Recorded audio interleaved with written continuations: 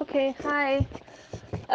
Coincidentally, recently, on a group I'm on, somebody reached out and said she knows somebody that needs help. Her husband beats her, and he allegedly killed one of her children, one of her sons from a previous marriage, and he has threatened that he would kill the another one, another of her sons from the previous marriage as well, before the year ends, and she's still there. Apparently, she said she was doing a business before, but he ate all her money or something, blah blah blah. So she's looking for money to leave. So she's left before she went to a friend's place, but he found her, he begged her, and then she came back.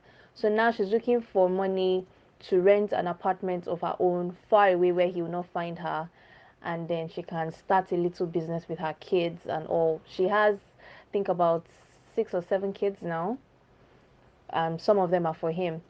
So we were thinking, okay, we wanted to get her money to even move to another state entirely, but she didn't want to.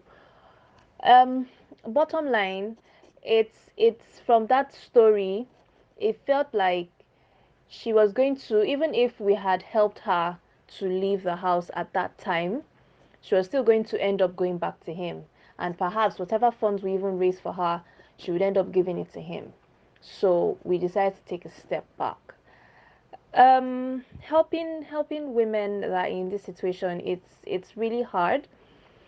It because there's a mindset they've been put down in their mind so much that the way they think is totally different than the way other people think.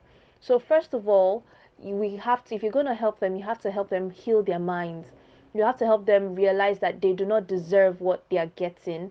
They can get better, and they don't have to go back, and that a leopard would not change its spots. Because he apologizes today does not mean he will not get upset or something will not go wrong in his day and he will come back home and beat you up again. So first thing we have to attack, or we have to handle, is their mind. You have to help them heal their mind, because if they do not see themselves outside of that environment, they would keep going back no matter how much or how many times you try to get them out. They will keep going back, and if they don't go back to that particular person, they might have been gotten so damaged that they will go back to, they will find somebody else that will treat them the same way, because they don't feel like they deserve any better.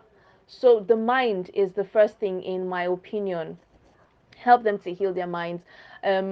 Make access to counseling as easy as possible. I mean, not everybody has access to WhatsApp groups or all those kinds of connections where you can just put it out, oh please, I'm looking for a counselor, and you find. So we need access, you need support groups. We in Nigeria, we don't have as many support groups as they have in developed countries, where you see there's support groups for maybe women that have had miscarriages, or there are so many support groups for whatever it is that you're going through. But in Nigeria, we don't have that. We tend to bottle up our feelings, and that's what compounds the problem.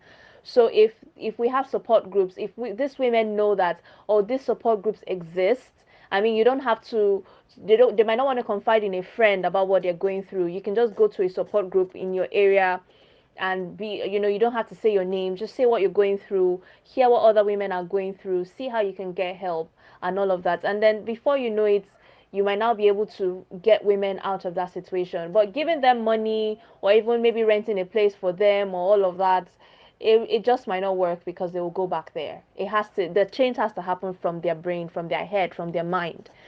And that's my input, that's what I think, and that's my opinion. Thank you for listening.